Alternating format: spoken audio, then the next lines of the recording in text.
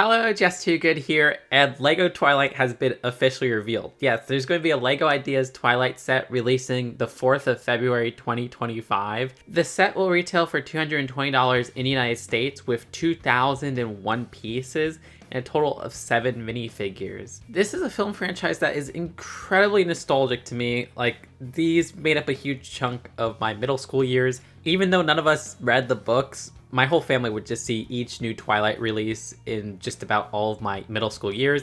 To this day, I have not seen the last movie in its entirety.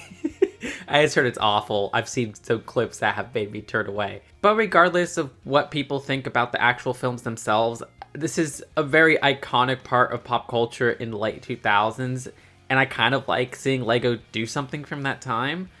And personally, I freaking love the build of this set. A lot of people have been calling this boring, but I like a realistic looking modern house in minifigure scale. I can't think of many in minifigure scale. Some might point to the Friends house, which I've heard this being compared to. I mean, that does not look realistic compared to this. The color scheme of that set has a whole bunch of unrealistic looking colors, which I like seeing cartoony stuff from LEGO, don't get me wrong, but it's great to also get a realistic taste from LEGO. Now, yes, this is a freaking mansion, as it was in the films. I mean, what a gorgeous house. But I adore this clean and mature exterior with a lovely glass window view there, the wooded walls mixed with the stone foundation, and the interior doesn't feel as compromised as some other recent D2C buildings from LEGO. This actually has depth to it, and it is fully enclosed. I will say, with this first floor, it's a little more vacant than I hoped. We just have a bookshelf and this piano build here, which is a very iconic part of this house. But it is kind of weird that that whole section is where the garage door is. There's, no garage, but there's a garage door that doesn't even seem like a functional LEGO garage door. It's just the pseudo garage door build. That's a little bit weird. I mean, the right side has some potted plants as well as a little chessboard, which looks neat. And I do like the building's modular design with each floor being easy to remove. The second floor feels a lot more furnished. We have the kitchen and dining area, which fits the minifigures well. I also like seeing this little picture right here. That's just useful outside of this specific house, even though it's a sticker. There is a frustrating sticker usage, though, with the baseball bats on the wall. Like, come on, you could have just clipped on some actual LEGO baseball bats, which we don't get too much of in different colors. That would have been really useful. And also, the baseball hat lacks any printing. It's just the generic dark blue there. I also love how this floor has two different balcony areas, one exiting towards the back of the dining room and one exiting towards the side of the dining room. And I guess I'll point out that the bottom floor also has a little bit of a terrace area for a backyard. As for the top floor, we have this sticker detail, which I kind of wish was a build. This wall of albums here, which actually has a variety of fun stickers. But when you get other sets, like the whole video line printing a billion albums, I do wish they were printed. I don't know what this yogurt one is a reference to, and I don't think it's anything from the film. This is actually a pretty clean and impressive ottoman build. And I'm sad none of the official LEGO pictures or 360 video gives a look into this room right here, which looks like a bathroom. I mean, I could see a mirror in there. I don't think it's a bedroom, but I guess we'll have to wait for reviews to pop out to see what's exactly inside there.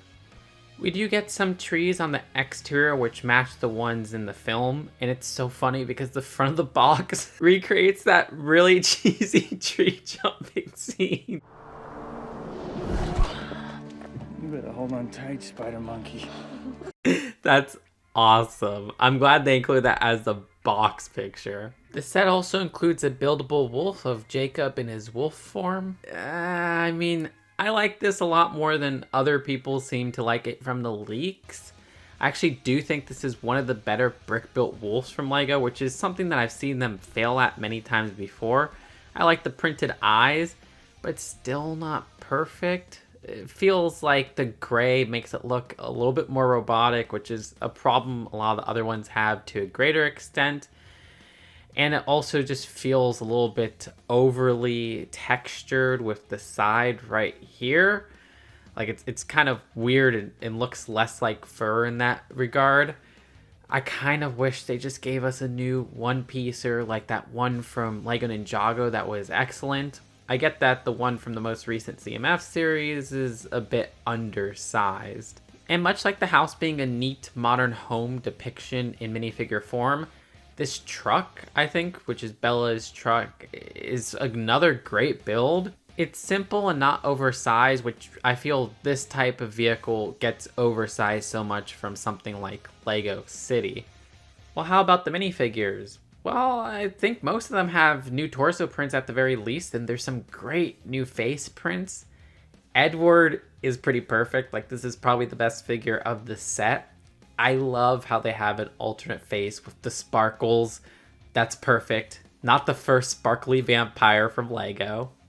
I honestly had a huge crush on Bella back in middle school, so it's kind of awesome to see her as a minifigure, the design of which perfectly captures her mild expressions on her face print. Jacob actually came out fantastic, but I do have a big complaint. The Ideas version pitched him as shirtless. What the heck, Lego? You should have given us shirtless Jacob. We don't have any shirtless torso prints in this skin color. Would have been incredibly useful. I do like that they give the option of long hair and short hair. As for the rest of the Cullens, I love the torso print on Alice, but dang it, they underplayed her gothiness. Like, come on, Lego. Esme and Carlisle are pretty great figures too. I especially love Esme's torso print. That's like a sig fig right there. I also love how all the Cullens get to have their alternate face prints with the eyes all yellowed.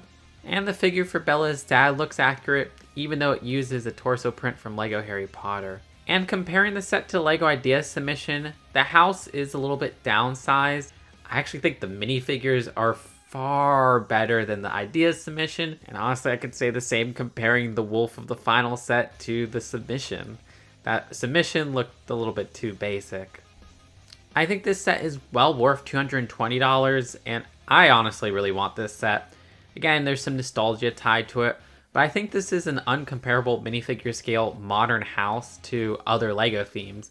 Not saying it's inherently better than those houses from other themes, but it's a different take that looks a lot more realistic, which I like from time to time. Sometimes I want cartoony houses, sometimes I want realistic houses. This is actually the first Lionsgate x LEGO collab. I haven't seen them license out any other Lionsgate movies, which they have some pretty interesting franchises under the belt. I mean, Hunger Games, which maybe we will get someday at this point. Saw, please, but they never will because those are R-rated movies. La La Land, I know that's not a franchise, but that's like a top 10 movie for me. I love that movie so much. But let me know, am I overhyping this set? Is this set garbage or is it well worth the hype? Subscribe here for more honest LEGO takes and I'll see you later. Peace out. Bye.